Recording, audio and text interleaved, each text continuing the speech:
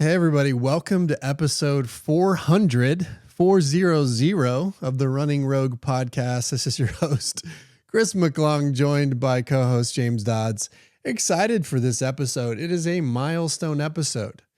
You know, big deal that we're at 400. There's been times, especially over the last couple of years, where I wasn't sure we would get here. But here we are, and I'm proud of that. And also, you know, it's kind of been a crazy journey going back to December of 2016. So it'll be 10 years, a 10-year journey going, you know, once we hit December of this year. And, you know, it's a lot of hours of content and prep and sharing that is really my love letter to the listeners, to the sport, to anybody who would use putting one foot in front of another to better themselves. And so we thought we'd mix it up today. Yeah. We're not gonna do our chapter of the book. We're not gonna go through that. We'll get to that back when we hit 401. But we just wanted to just do a minute of reflection on the podcast and on the intention of the podcast and what we're still trying to accomplish with the podcast and what is passionate in both our hearts as to why we do this and why we share this information freely with the world. It's not like we're paid. We've got no sponsors at this point. We're just doing it because we think we can help people and not in a way that's like, oh, so I can get something back or feel good about myself. But no, generally because I want to actually see people, you know, have a different life because of this sport. And so anyway, so we're going to kind of mosey through some of that and just talk a little bit about the origin of the podcast, why we do it, the history of it, and maybe address some critics that, you know, pop up every now and then about our thoughts and methods about coaching. So where do you want to start, James? I think that when you said the words in these last couple of years, I wasn't sure if we'd get to here. I instantly thought of a marathon metaphor. So in the same way that we ask athletes, I think it's fun to just go all the way back to the very beginning. And you touched on it, but still, I'd love to hear you elaborate. Why? Like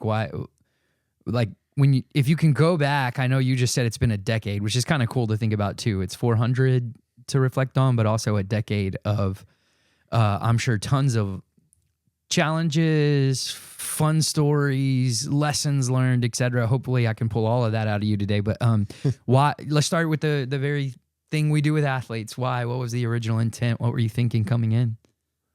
Well, with the podcast specifically, I mean, the answer is a little bit different than like Rogue broadly and my involvement here. But, you know, with the podcast, I had another podcast at the time when I started this one affectionately called Dad's on Duty, that I'd started on the side as just a fun little hobby with my friend to play with the format, where we were two dads with three kids that in the toddler kind of range at that point, who were trying to help other parents navigate the parenting journey.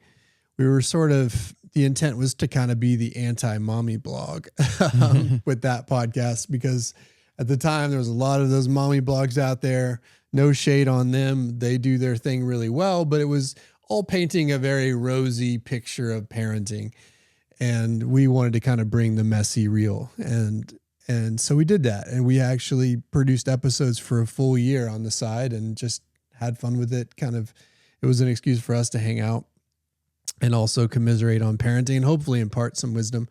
But we never really had that many listeners, to be honest. I remember if we got 200 or 300 downloads on an episode, then we were super jazzed about that. You know, it was pretty small and we were an unknown quantity, and podcasts at the time were earlier in their development as a medium or media. And so anyway, so I was doing that on the side, and then, you know, had all the gear and was talking to, you know, Steve Sisson, my original co-host at the time. And we're like, what if we use this format to share training insights? And sure enough, we put together that first episode in December of 2016, kind of laying out the Rogue principles that, you know, are now shared as well in the book. And then we got like 5,000 downloads within like a couple of weeks. Wow. Which completely, you know, overshadowed what I'd been doing with my parenting podcast. And we thought, well, okay, there's something here right away. Right. And so we said, well, I guess we got to keep doing it. And we just kept doing it. And so I did about 100 episodes with him as co-host. And then kind of business transition led to me doing the next 300 essentially on my own. And you've come in for some of them, and we've had people kind of come and go. But yeah, that was it. It was like, okay, how can we impart our wisdom to the world in a way that gives us a little bigger mouthpiece than we get just, in our world in Austin, Texas at the time, which was all we really had. And so that was kind of the beginning, and now the rest is history. And actually, I think we've done collectively like over 450 episodes. Just this is the 400th numbered episode, because we've had some special ones and some, we were doing some kind of more fan insight episodes that were not numbered at the time, recapping races and things like that. So it's been actually more than 400, but this is the 400th numbered episode. That's already interesting, but I'm going to save that on like how you went about different formats and everything. But you already spoke to a little bit of a surprise. It sounds like you were like, wait, I've got some practice at this, so a developing skill set, and you wanted to try it within running, and then you were surprised by the 5,000. So what'd y'all do, and what were you instantly thinking? Were you guys, I know in the very first one, I think y'all kind of laid the baseline framework, but were y'all like starting to set agendas, or just like, no, let's pick a topic? Like how did it in those first 100 where you were surprised by 5,000 downloads? What were you thinking, and how were you trying to come at it? What were you doing? What were you up to? Well, I mean, we were, at the time it was just a lot of fun, and one, it was a way to share our knowledge with the world about run coaching, because we'd had, our little run training business, and at the time also a retail business in Austin, Texas. And so it was a way to share that with the world, and we didn't expect to get the response that we did. We already had a following here, but suddenly we were reaching people outside of Austin because of it. And for whatever reason, the medium and the way we were conveying the information kind of just worked. And, we were one of the original, well, actually, that's probably not true. I think Marathon Training Academy had maybe started at that time, but we were one of the original OG running podcasts for sure. And certainly one of the first that was just on kind of run coaching in general. So we were early adopters of the format, and it just resonated with people. And so then, we would just start stepping through different things that we wanted to talk about. And it started with our principles, kind of covered an overview in that first episode. And then we did individual episodes on each one of those points. We started having some guests here and there, Allison Maxis and Paul Terranova were early guests. And then, we would always spend time on each episode also at the time talking about running fandom and just trying to communicate to people what was exciting going on in the running world, which was also a fairly new concept at the time. And of course, now you've got Sidious Mag and all these, sites that are doing it. And at the time you really had kind of Let's Run, with the website only, kind of sharing that running fandom stuff. So we were doing that on parts of episodes, and then just kind of sharing content. But it was, very loosely organized at the time. It was more of what's topical, what, resonates. And we were just trying to be, cover the breadth of what we learned at that point in 12 years of, being a run coaching business. And so, it was an interesting start. But Steve and I had a good rapport. We're both running nerds, and so, it was always easy. It was like, okay, what do you want to talk about today? And then suddenly you'd have an hour episode, just kind of like you and I. Yeah. So anyway, it was a ton of fun. And, over time, I became a little more rigorous with the format and the structure of the show, especially as I started doing it on my own, because I operate that way. I need a little more structure, and Steve is, he's a more loose and freeform type speaker, and we would riff well together. But as I started doing my solo episodes, I had to bring a little more structure to it. But anyway, so it's been an interesting journey, and like I said, there's been quite the evolution. Originally we were talking, we would talk about running coaching philosophy stuff, but we'd also talk about running fan stuff. Over time, that part of the sport got a lot more energy from other resources and podcasts and YouTubes and everything else. So I started moving away from that because, as the whole thing evolved, we were still for a long time one of the few run coaching podcasts that was out there just talking about run coaching stuff. And so as others picked up, the running fandom and the athlete interviews and all that stuff, I sort of leaned into the run coaching side even more. And so, yeah, here we are. That's cool. So it sounds like it was like organic, natural evolution, but then at times you had to make decisions, because I was going to ask and you already answered it. But I do remember early on, y'all would kind of talk about big names that are racing that weekend, et cetera. And I was going to ask about how and why that evolved. But now I'm going to flip it and just say like, yeah, so clearly there were like phases of it, or my brain's already shaping that, like, oh, it's had like these different phases. A, do you think about it in different phases? And B, what were those like, and is there a preferred one or a most enjoyable, or Yeah. I mean, no, it's an all in evolution. I'm not one to, be too critical of the past. I'm more like, you learn from it. Right. So it's more like no regrets, or, it happened the way it should happen, and you kind of just evolve as it does. Obviously those first 100 episodes looked a certain way because I had a co-host, and then we had a business transition, and then suddenly I was hosting on my own. And, that certainly is a big milestone in my head, because I remember thinking, or not being sure if the podcast had a life, with me doing it alone. And in fact, in the first, those kind of first 50 episodes or so after, Steve moved on, I was always trying to interview people or bring other people in to help kind of facilitate the conversation. And I think I had a few solo episodes, but I wasn't confident in my ability to operate as a solo host or to have solo episodes. But when I did, I always got a good response. And so that kind of surprised me. And I think part of that's just because I'm a structured thinker and I can put together clear outlines that are easy to follow. And so people started responding more to those episodes than to the ones where I had on guests or interview. And again, that's no shade on people I was having on, but that kind of existed out there, as especially in that time frame. It's like people started doing a lot of interview style podcasts. And I was sitting there wondering, well, nobody wants to hear just me talking. But as I was doing those episodes in that window from like 100 to 150, I was getting more traction on those than the others. And I thought, well, I guess I need to start doing more. And so I started doing more of them solo, to the point where obviously, there was a long window of time from probably, 150 to 175 until, 300 or so, where it was just solo, and even some of those later. And, and I honestly preferred doing it solo because it was cleaner, crisper. It fit my style, easier in some ways to prepare for, because it was just me and not having to work with somebody else's schedule.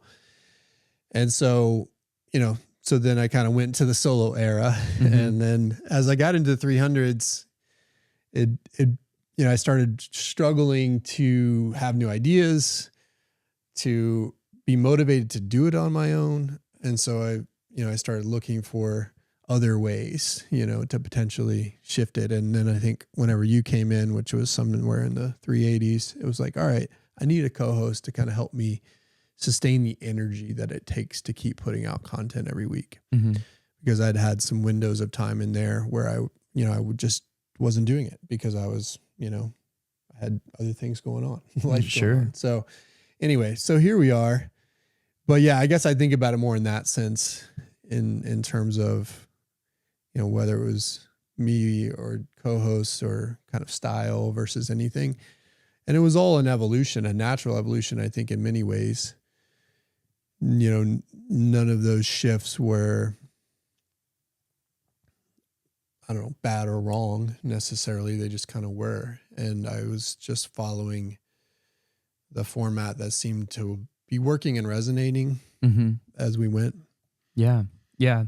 It's interesting. You talked about having almost like a little bit of uncertainty of like, would they even want to hear me? talking, and then also a recognition of skill set in that, like, you do know how to codify. Well, you being a coach makes a ton of sense, but also a clear thinker, and started codifying and kind of presenting in a very digestible manner. And the flip side of that coin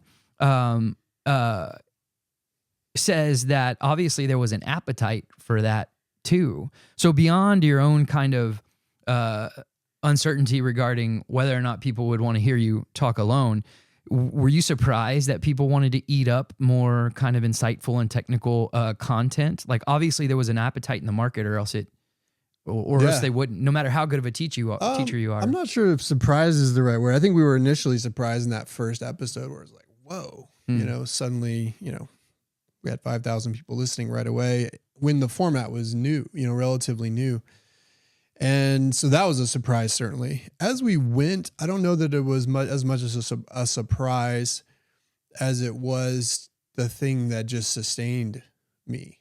It's like I don't know how many hours I've put into talking to a mic in this room by myself. I mean, that's like, if I actually added up, it would kind of probably be weird and insane. And then of course you add on that, the time spent preparing. I mean, it's just kind of insane. All for what? I'm not getting paid to do this. I've had sponsors here and there, but for the most part have never really made a lot of money off of that. It was just in some ways that sponsor era was a way to add credibility because everybody else was doing it, so to speak. And so I felt like, well, if I have sponsors, then people will think I'm credible. And, I think my content stands on its own, so I don't need need that to be credible. So, so it was, but then there was a void certainly at the time, and it's less there now. Obviously, right now in this window of time, the last couple of years, there's kind of been all these people rushing into the run coaching podcast space, and so you have a ton of different options out there.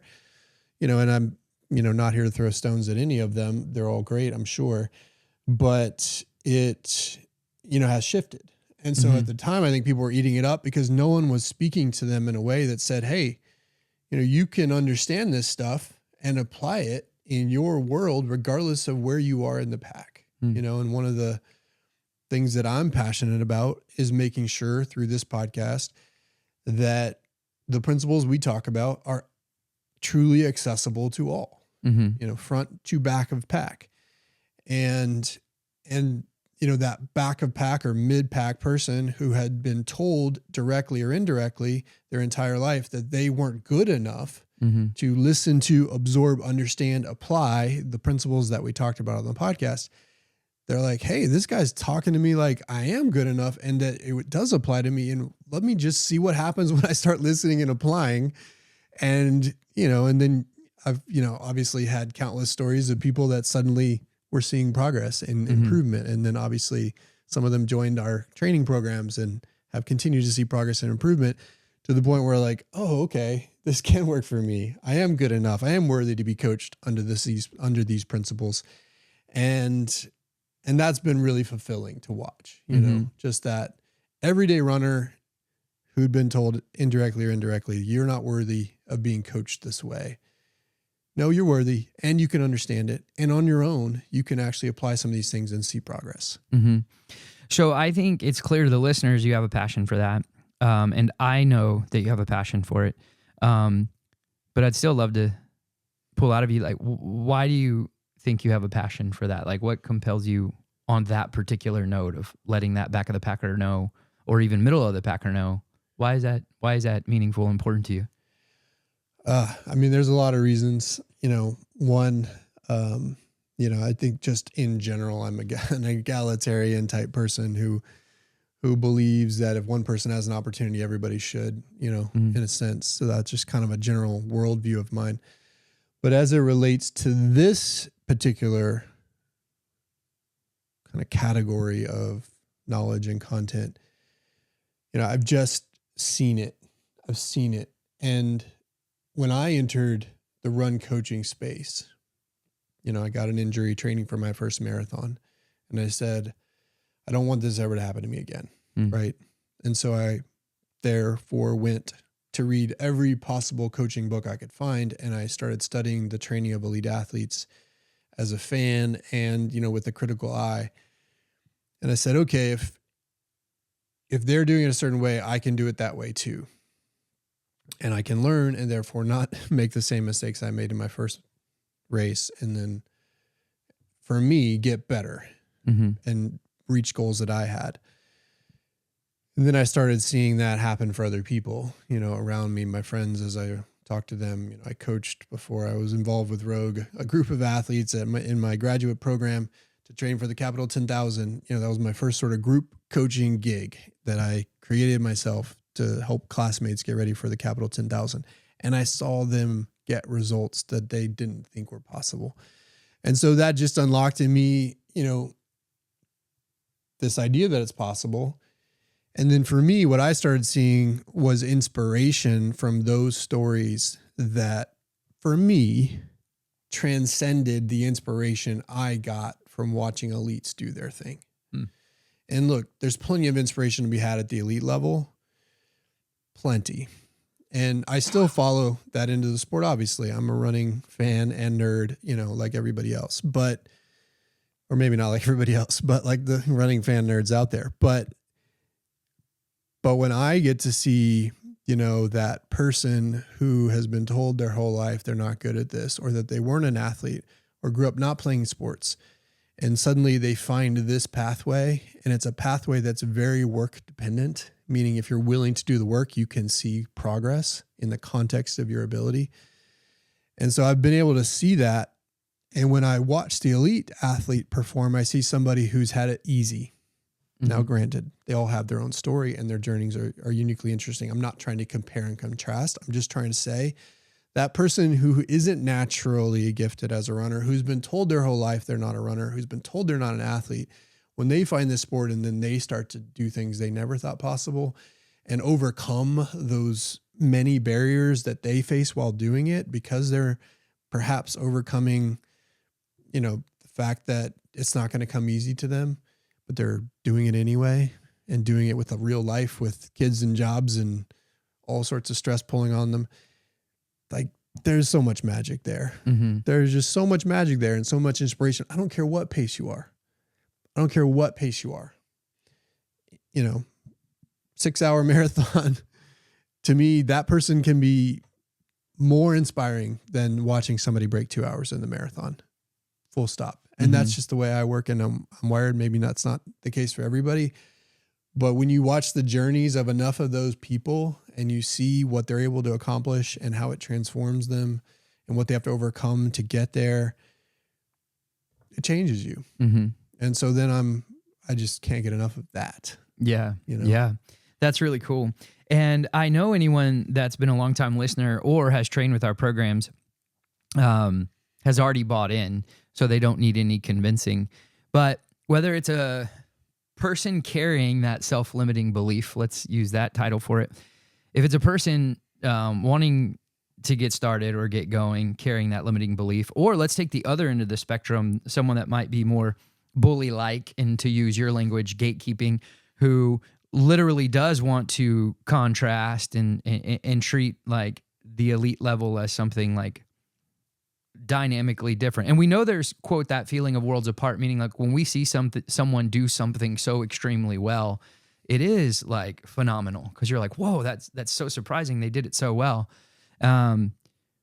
But if you were talking to someone on, towards the back of the pack, carrying that limiting belief, or someone on, the semi-elite, but kind of somewhat of a bully who builds out hierarchies and saying like, oh, we're different up here. How would you address that and convince them almost like why it applies to everyone? Well, there's some, I don't know, what do they call them? Chads and Karens out there that are going to not agree with me here. And that's fine. You can turn off the podcast, keep scrolling. But this, is the kind of crux of one of my pet peeves in our sport is that we've sort of, and this was true when Rogue was founded. It's less true, but still true at some level today, that people want to say, well, if you're not naturally gifted at this, or you're not a certain pace, or you don't look a certain way, then you don't get access to the things that the elites get to do. And then the elites are saying, no, we're different, you know, because I don't want to be associated with that person who isn't good enough. And that's bullshit, straight up, right? And in the intro to the book, not to bring it back there, but my goal with that introduction was to try to talk to both people and get them to listen to me. Because that person who has been told indirectly or directly that they're not good enough, they might pick up the book and say, well, this isn't for me. This looks too hard, too complicated, right? Because that's what they've been told their whole life, indirectly or directly. It's like, no, you're not good enough. You've got to start over here or do it a certain way because you're not naturally gifted at this. And so overcoming that barrier that someone has put up for them is really hard. And I have deep empathy and sympathy for that. And so when that person looks at the book, you know, they think, well, wow, this is too much for me. There's no way I can do it, because they're basically listening to what they've been told their whole life. Now, that's why I wanted to, with the book, also open with a quote from Bill Bowerman that says, if you have a body, you are an athlete. And I believe that to my core. If you have a body, you are an athlete, meaning you can train like an athlete. And your results might look different than the guy breaking 2 hours in London, but you can still do things you never thought possible and smash barriers in your own world. They're going to be life-changing, right? Using, again, the same principles. So the hope was to say, hey, no, if you have a body, you're an athlete, and I want you to keep reading, because if you just start stepping into these things, then you might uncover something cool about yourself, right? And that's the way I try to approach all my messaging with the podcast, is that, hey, you are good enough. You are good enough to follow these principles. On the other hand, there's that elite person, or that, you know, as somebody said in a review recently, that performance-minded person who's going to say, no. Those people don't belong in the same group as me. I have my own little things I'm doing over here that are better or unique. And that can come in a couple of forms. There can be that person who wants to gatekeep, and there can also just be that person that's like, no, I'm better than that. You know, I've got to have the hard stuff, so to speak. Right. And so, you know, to that person, I say, one, open your eyes and welcome in this group, you know, that you think isn't good enough, because, by the way, there's a lot of inspiration to be had there if you're actually willing to look for it. That might apply to you, because we're all human and we all face the same doubts, feelings, fears, emotions, anxieties about this sport. And I've seen it in real life, watching elites, you know, as well as coaching people at all levels. And so to that person, I'm like, open your eyes. And I'm also like, hey, look, the fundamentals still matter, you know, and those fundamentals scale, yes, based on your starting point, your goals, where you are in your journey, your experience level. You know, but I've had elite athletes, so-called elites, that have that talent that can't handle the volume of someone who's a mid-packer. And so which one is elite? the one who can run a certain time, or the one who can do 70 miles a week? And so it's all scales depending on where you're at, you know? And so you can, if you're that person, if you pull away all the bullshit and you realize that, hey, there's no real tricks to this, there's fundamentals done consistently over time, then there's magic to be had for you that is well beyond even your potential. If you're willing to, you know, slum it with the rest of us following the fundamentals over here. And so, you know, and then that person in today's world wants to pretend like science is so advanced and that I just don't understand the science and blah, blah, blah. Okay, well, let's look at the sub 2 performance from this weekend. What are people talking about? What are people talking about to justify whether or not this is real performance or not? Because everybody's naturally asking questions. They're talking about, well, he did high mileage. He's doing 150 miles a week. So of course this is possible. Okay, so mileage is the big thing. Let's look at John Career, who won Boston the week before. Talks about doing 9-minute miles on his easy run so that he can fit in the volume that is required to win Boston, which is 4.5 minutes slower than he ran in one of his final miles. You're like, okay, so that's somehow different. Or we're talking about fueling. Oh, they're just cramming the carbs. Like, okay, we can't all cram a bunch of gels in. Come on, right? Like Yeah. these are like we're justifying these insane performances with the exact same tools that everybody has, Yeah. right? So, so there's that. And then for the person that's just like, no, I'm too good. It's like, all right, well, what if you tried? Mm-hmm. I actually think that person is limiting themselves because they're going too hard, too much, too fast all the time. And therefore they haven't really unlocked the ability to, through polarization, reach their full potential. Mm-hmm. And so I think that person thinks they're doing all the right things and they might be getting the results because they're naturally talented too. Mm-hmm. But I think they're probably still leaving time on the table because their ego won't let them, listen to what I say. Yeah. Because this isn't, quote, good enough for them. So I don't know. I got a little passionate. I like that. But that's like, it's like those two people, I wanted to talk to in the intro to this book so they might then read on. Mm-hmm. And, that person in the middle, I want to talk to you too. It's just like, hey, you're here. Cool. Let's go. Like I wanted to give through the podcast, through the book, through everything I do, ownership to people. Mm-hmm. Because even those that pay us to coach them, and, I think everybody should have a coach, right? Because it gives you that second pair of eyes to kind of make sure you're doing things the right way, regardless of whether you're working with us or not. Even those people still need to be able to understand why it works, have ownership over the process, know what to do when they're doing a workout or an easy run or a recovery run or a long run on their own and they feel a certain way, right? Like they need to know. And so I've always been one to want to empower people with the information, not gatekeep it, so that then they can make good decisions when they're on their own. Yeah. Needing to make those decisions. So anyway. Yeah, I like that a lot. It also, I think sometimes people forget too. We've had an Olympic development team. You're friends with world-class athletes, true actual Olympians, and I find I'm just reacting a little to some of what you said because I like the passion, and it's interesting. I find that actual elites, actual alphas, really don't talk like that. They actually get it. They see that right. Even psychologically, it's so much of the same. It's that 75th to 85th percentile, like that quasi almost coulda, shoulda, woulda been an elite. And now I'm getting sassy. So I don't want to be negative. I want to hang on what you said, and you were like, you even showed compassion to that person in saying, if they employed the principles, they would see the results too. So there is an opportunity to get better. But to move more positive, I would say, what woke up in me was you're a coach, so obviously you have thousands of storylines in your head.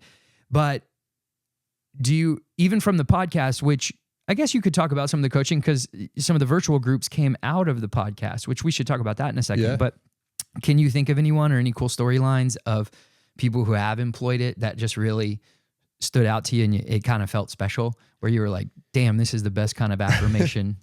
I mean, there's too many stories. I feel bad in singling any one of them out because it somehow means there's a hierarchy, and there's not.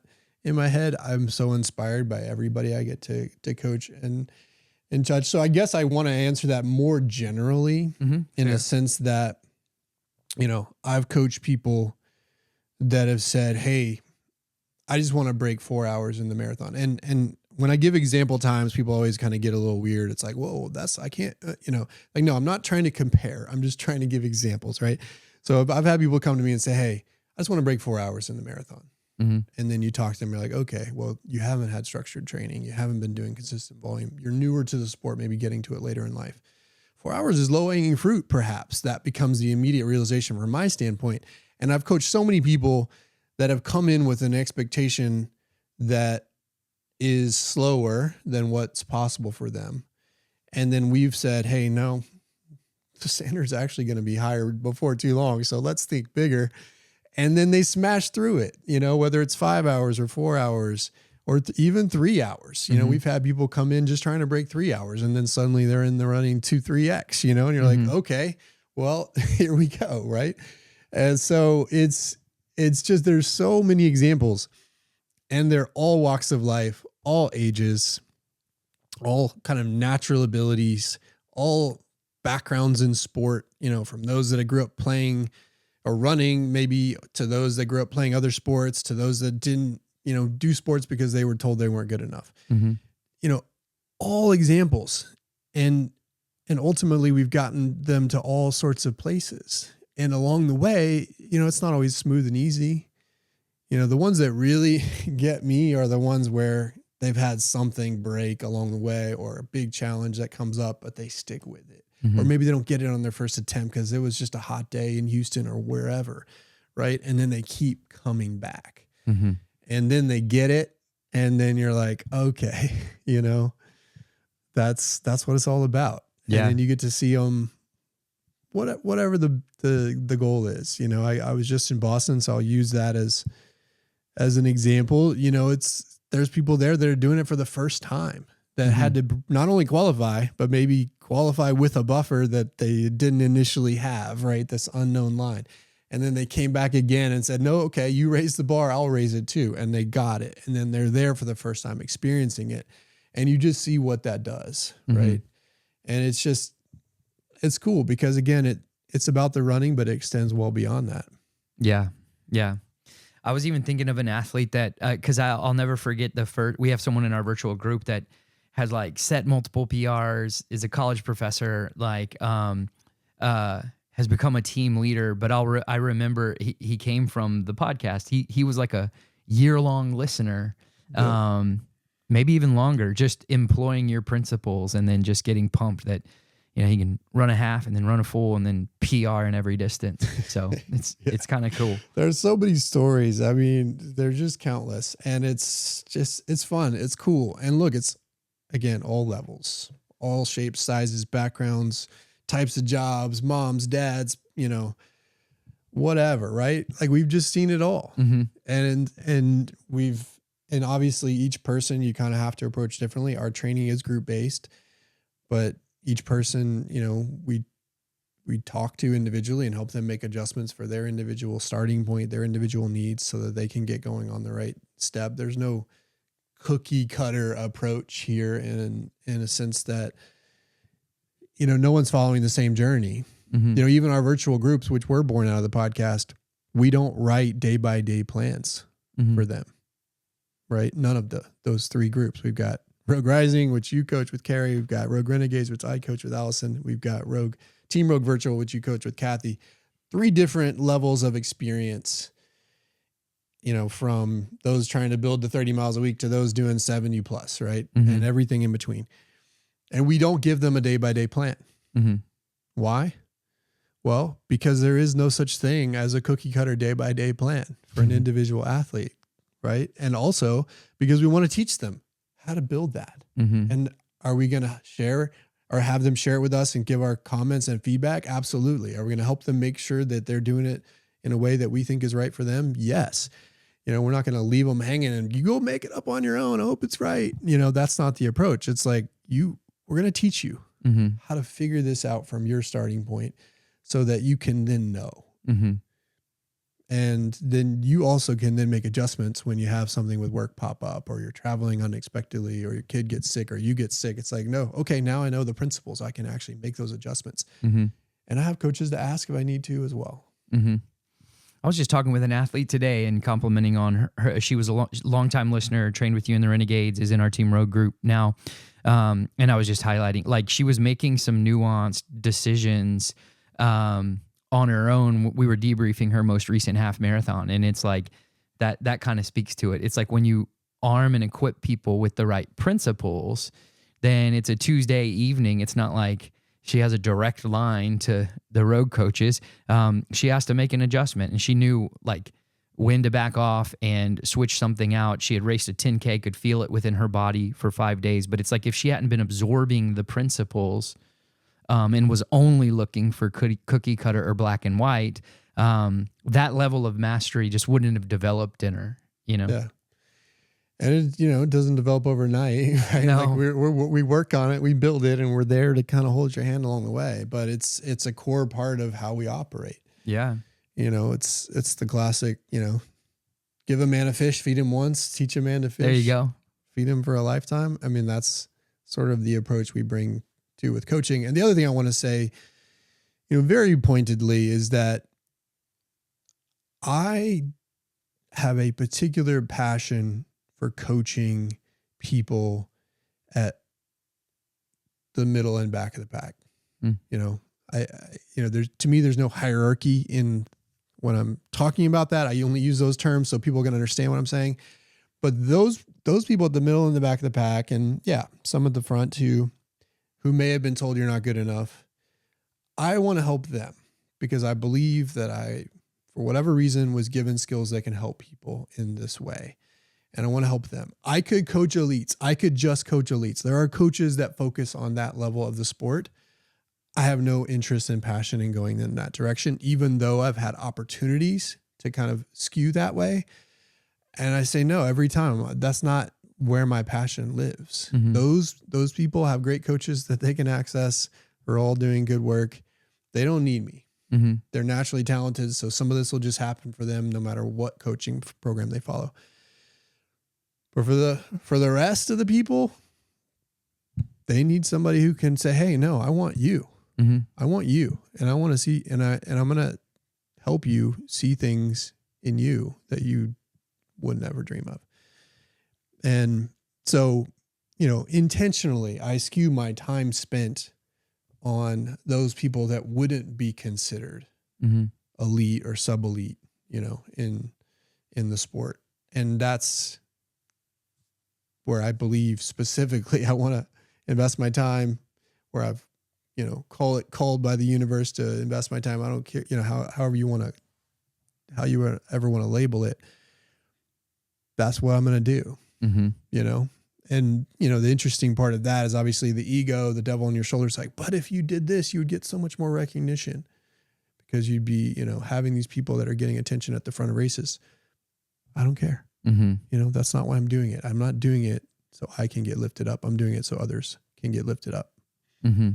Yeah, I think coaches that have really leaned into it for a long time and genuinely love the role of coach, like they see it as almost sacred and honorable, like you take that title very seriously. I think those people know, like, the measure of a great coach is not in his or her ability to necessarily recruit and therefore have the fastest pack based on recruitment, but the degree to which you've helped someone develop. Like, you can see that you came to me here. Here's where you are now in X amount of time. Like, I think anyone that's coached for a while and has their heart in the right place, it's like, it's hard to find a more meaningful feeling than that. Like, that's pretty high up there on the sort of the best, most meaningful feelings just as an individual or a person. I agree, but there are some people that aren't wired that way, that Fair. are looking different, for different kind of accolades or, ego boost or whatever. And again, I'm not throwing stones at that. There are people motivated in different ways, and that's fine. And they're helping people in different ways, but that's just not how I'm motivated. Mm-hmm. I want to come back to the birth of the virtual groups and also a book, which I'm going to categorize as maybe surprises, or at least in the way that you described at the beginning. You came in, passion project, you're working on it, got a little bit of a skill set. Identify that not only are you strong at codifying things and explaining things in a teaching format, but there's an appetite in the market and people are gravitating towards it. What else has surprised you? And I'm looping in the virtual groups as well as the book, because eventually you talked about the organic evolution of things. So what other surprises have come along the way? And those can be a couple that just come to mind immediately. One is going to the groups. When we started the virtual groups, that was a year after the podcast was born. I believe December of 2017 is when we had season 1 of what became the Rogue Renegades, and we had created a virtual group, using just Facebook groups basically at the time, old school kind of technology with the idea that, we have all these in-person groups that have great community, that have great accountability, that have great support, that have coaches to help support them. And so we knew what it looked like from a in-person group standpoint, and that there was power in the group and the community element to kind of not only be accountable, but push yourself. But when we created the virtual groups, we didn't know if that would translate. In fact, we assumed it wouldn't translate, or at least that it would be a lot more work to get the community part to translate. Mm. And so when we started that group, and we still coach some of those people to this day, it was kind of like, let's see what happens. Mm-hmm. I think we had like 25 people that first season. And then what we found, interestingly, was that the virtual community part was as palpable, and in some ways more palpable than the community in our in-person groups. And not that one is better than the other. I'm not trying to like say one's better than the other. I'm just trying to say they're different in ways that were really cool in the virtual space. Like, for example, I tell this story all the time, in our in-person groups, when you're doing 800 meter repeats, for example, you have natural pace groups that are forming, and there's people that are faster and people that are less degrees of fast, right? And so they're not necessarily running next to each other on the track or interacting necessarily a lot during a workout, because they're just in different places. There's a physical separation that happens because of the degrees of fast.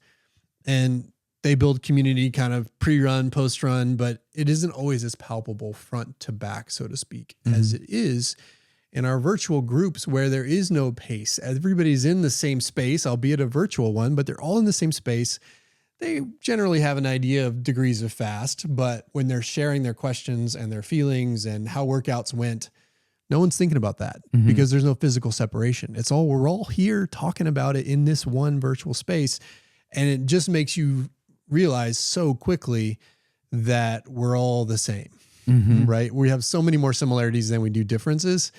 And you start to have that relating happening from kind of front to back that you don't necessarily get in the in-person groups. And so anyway, so we've discovered that, almost by accident. We're like, well, let's see what happens. And here it was. And, now we've got close to 200 people in our virtual groups, from that first season of 25. And the communities are strong and palpable. And when these people meet for the first time on some of our destination races, it's like they're meeting an old friend that they've known forever, which is just so cool to see. Yeah. So that's one. The other, now, if I can remember it, is, just the fact that we've been able to connect with people through this format, with people all over the world, like even now we have people all over the world in our virtual community because they found it through the podcast. So me in my room in Austin, Texas, talking into a mic, using the platform that is the podcast, and thank you, Apple and whoever else, it just has propagated to the far reaches of the earth, to the point where I think we've had members on 5 out of the 7 continents at this point. All but Antarctica and Africa, I believe we've had in our virtual community. And that's just shocking, surprising. Didn't think that was going to happen. I'm like, why are people listening to little old me in Austin, Texas? But they have, and they do. And it's had reach that has gone well beyond what I ever imagined, and it extended our community well beyond whatever I could have ever imagined, which has, I think, enriched our community, enriched my experience as a coach. And it's just been a lot of fun to see. Yeah. I'm just going to respond with some real life examples of that, because I got to this, let's put this under the bucket of ripple effect. My life is enhanced and I'm enjoying the benefit of it. I was just in Eugene this past weekend. And I was hugging a guy outside of Hayward, going in on Saturday. I was signed up for the little 5K. It's crazy. It's this guy. I'm meeting his fiance and his mom, giving him a hug. I've given him, I don't know how many kudos on Strava. He had originally trained with the group and is now coaching directly under Coach Carey on the 1-to-1 roster. And I'm just like, that's a living example of what you just talked about. I'm like, that's just kind of cool. Like, and another athlete that I've been coaching through 3 races now, so about a year and a half, and meeting her husband at the bar and debriefing her PR, and it's just cool. It's like these people. Oh, and one more. I was thinking also with this weekend, we had a woman in Holland racing and setting a PR, and so I'm coming home to gather all the PRs to shout them out this week, and I'm like, we got someone in Holland setting her PR while at the same time I'm over here in Eugene. It's just cool ripple effect. It's cool, and again, you see through all of that, the community is real, the community is palpable. When when you strip away all the noise, other noise that we tend to categorize people by, and you just get to know each other through running, you know, you're fast friends quickly, and it's a lot of fun. But then, yeah, you just have this mixing of cultures and perspectives and personalities that makes us all a little better. Yeah, I love that. I want to ask a few topical ones. They're not necessarily, they could be lighthearted, but before I ask any of those, I'm curious, is there anything else you wanted to just share about the podcast in general and what kept you going? Well, actually, let me ask that. You mentioned there were times you were like, I don't know if we'd make it to 400. So in the same spirit of a marathoner needing self-talk or problem solving, which we cover in the book, what was your problem solving and what was your self-talk as you navigated some of the, quote, busier times where you were limited? Yeah, I mean, you know, one layer kind of overlaid with this podcast journey has been my kids' evolution, right? You know, when I started the podcast in 2016, I had, you know, a 5-year-old, a 3-year-old, and a 1-year-old, basically, right? If I'm actually, no, that's not right. I'm doing my math wrong. A 7, a 5, and a 3. Sorry. And now I've got 17, 15, and 13. And so, you know, my kids have grown up as I've been doing this. And, you know, when you're young, or when your kids are young and you're in the throes of it, and when they're needing you to do everything for them, you understand and respect the fact that it's going to be an all-intensive kind of process where you're feeding them, you're changing their diapers, you're helping them get to sleep, go to the bathroom, whatever, right? You're doing all the things for them until they can figure that out on their own. And then at some point they figure that on their own. And then as they've become teenagers, they're doing all their own activities, have their own perspectives. They're real humans, like adults, and many young adults, I guess you'd say. And that has taken on even more responsibility from my standpoint than I felt when they were young. You know, I don't know why I was thinking that it would get easier, so to speak, from a kind of time investment standpoint. But, you know, I think it's harder actually at this stage because, you know, I feel like the stakes are higher. The conversations are about topics that are more intense, you know, and real world. And, you know, it's not just about keeping them alive anymore, which is pretty easy when they're young, you know, knock on wood if everything's healthy. And so the stakes are higher. And so there have been some windows of time in the last couple of years where I've just said, hey, I need to spend time with my family. You know, I've only got them for 5 more years until my daughter hopefully goes to college or does what she wants to do. And feels like a short window of time, you know? And so it's like, sometimes like over the summer, I'd be like, all right, just not recording because I got to spend time with them. And so there's been that kind of a parallel journey, which has been interesting. But the other part, I think at times I've felt like, you know, I've wondered, I guess, you know, is anybody listening, you know, and kind of that question, as well as, do I have anything new to say? You know, like I'm not someone who likes to retread old topics. Naturally, I don't like doing out and back courses. I don't like backtracking. I don't like taking the same route home as I went to going somewhere. I like to mix it up. I like to do loop courses. I like to see new stuff. I don't like retreading stuff. And people will be like, you know, you can go back to this topic because it's fine. It's been 200 episodes. And I'd be like, no, you can go listen to that episode. Yeah. It's still out there. And so I had this intense desire to continue to just talk about new things and make sure that it wasn't getting stale or dull or old, so to speak. And so that competing with this idea, is anybody still listening, you know, as it became a lot more competitive in terms of coaching podcasts out there and all of that, as well as, of course, social media and video and people watching their screens in different ways. And so those two things have been kind of competing with my interest and desire to keep doing it. More out of a, you know, question of, can I still be effective and can I help people in this format, this medium, if I don't have anything new to say necessarily. And if, you know, there's a lot of other voices out there and maybe people are listening to me less than others. And so I guess you call that a crisis of identity in this sense that I've had at various points, which has, when dovetailed with the family kind of pulling, has made it hard sometimes to keep putting out content. But the book kind of gave new life to that. Bringing You On gave new life to that, I think. because then it was like, okay, I don't have to do this on my own. And we have an outline that we can go through. And yes, it's rehashing old stuff, but hopefully we can bring some new flavor to it and also just rehash fundamentals. So to make sure people will remember that still the fundamentals count.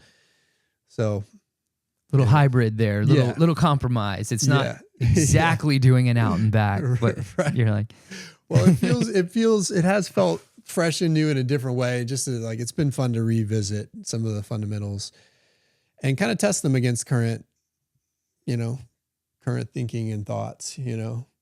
Somebody asked me on one of the podcasts I was on, the Inspired Souls podcast, shout out to Carolyn Coffin, the host of that. She asked me, did I learn anything going back and as we put the book together, think, hey, this is different now. Mm-hmm. And really the answer at the time, and I think still is true, is that it really only just made my perspectives on how we approach things even stronger, mm-hmm. And maybe even more extreme in the sense that, you can go slower than you think you need to, you can polarize more than you think you can, you can go into a longer base than you might, normally think about. Like, it made me more extreme, Mm-hmm. Related to our perspective on coaching. And, there's maybe little things around the edges that are nuanced that we've learned and evolved over the years, like how you fuel is one that's still kind of an open space where people are learning, right? Mm-hmm. And how many carbs per hour and everything else. And so that's been an evolving space. Is it that different fundamentally than what we were talking about? I think, back in the day with fueling, I don't think it's that much. You're talking about taking a gel every 20 to 30 minutes instead of every 35 to 40 minutes, is that big of a difference? Not really in the grand scheme of things. It's just a timing question. So that, and, some other little things around the margin, obviously we're always learning and evolving, but at the core, it made me feel very good and steadfast about the fundamentals. Yeah, that's awesome. And I have one more question I want to ask, and then I'll get you to summarize if there's anything more in a summary-like fashion to add. But the last one I was going to ask, and in the same spirit, I know you didn't want to call out any individual storylines for all the obvious reasons. Like, there's a lot of cool storylines. But when you look back, whether it be guests or topics, like, I'm an avid podcast listener. And so I know there's certain episodes by my favorite hosts that I'm sort of like, that's a banger. Like, that's a good one. But are there any like that for you, whether it was a guest or a topic that you covered that you didn't think would hit and then it just hit and got like, are there any kind of most memorable episodes that from your end, not just, It's a good question. That's hard to answer. I'm not like a favorite person, Mm-hmm. like you ask me a favorite movie, I'll give you a list of 3 or 4, so I'm not that kind of person. I mean, but a few pop to mind, the episode 306, which isn't that old really, on the importance of slowing down and articulating both the science and philosophy behind that and how you do it effectively, is one that I think about as kind of a hallmark episode because we have like 256 where I espouse kind of the rogue principles. And then obviously we've been going through all of these fundamentals again in terms of, the key principles and periodization and all of that stuff. But I think back to that episode because I think at the core, all of us running and in life just need to slow down a little bit. Mm-hmm. You know what I mean? Mm-hmm. And, in fact, to me, like there's a whole book on that, like in my head that relates to the running aspects of how all the different ways you need to slow down. And when I'm not just talking about pace, when I talk about that, I'm talking about everything, from pace to, how you recover to how you spend time in each phase or, base training to how you approach your race planning to how you recover from races to, like life and just taking time to breathe and absorb what's around you and not just scroll on your phone, So there's just so many different aspects of that I think are important. And then at that episode, I think both with the science and metaphorically kind of hammer that home And I don't know that I'm as good in that specific episode about, talking about the broader implications, but I think the listener can kind of take it and say, all right, where else do I need to slow down? So, I think we could all benefit from just saying, all right, what if I slowed down more in life?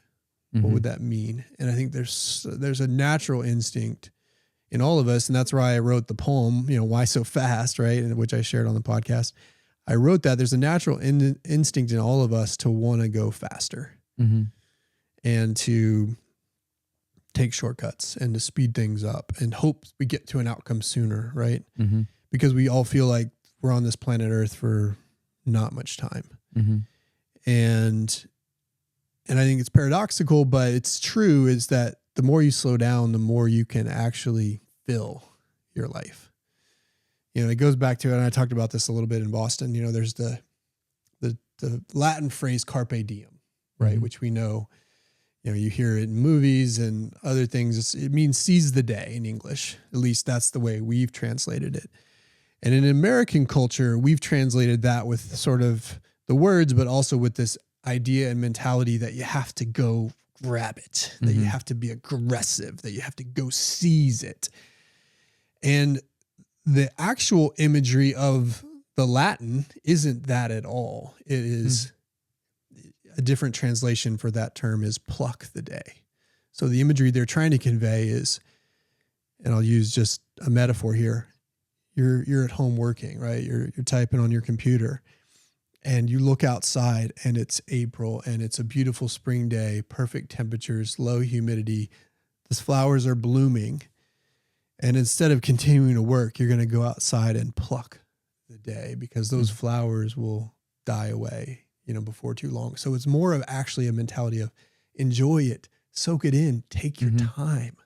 Because when you do that with life and with running, I think better and good things happen. So there you go. Back to episode 306. That's an amazing message. I think we should end on that. But first, I just have to say kudos again, 400. It's like a marathon. So kudos. Want to celebrate that moment. And then that is a beautiful sign off, but I'm going to let you. Well, I want to sign off with just thanking everybody who listens, who has emailed me, who has come up to me at races and said, hey, I listen, who has listened and then joined our community. Because I wouldn't be doing this still 400 episodes later if it weren't for those constant nudges to say, hey, what you're doing matters to me. And I'm going to get emotional talking about it because it truly is a labor of love. I would pour myself out doing this work if I thought it could help just one more person. And those people that have taken the time to download it, to listen, to send me messages, to say hello, whatever it is, they're the reasons why I'm still doing this, because I know that somebody out there is getting help from it. So thanks to the listener. And with that, we should wrap it. Until next time, we'll get back to the book next week. We'll talk to you guys soon.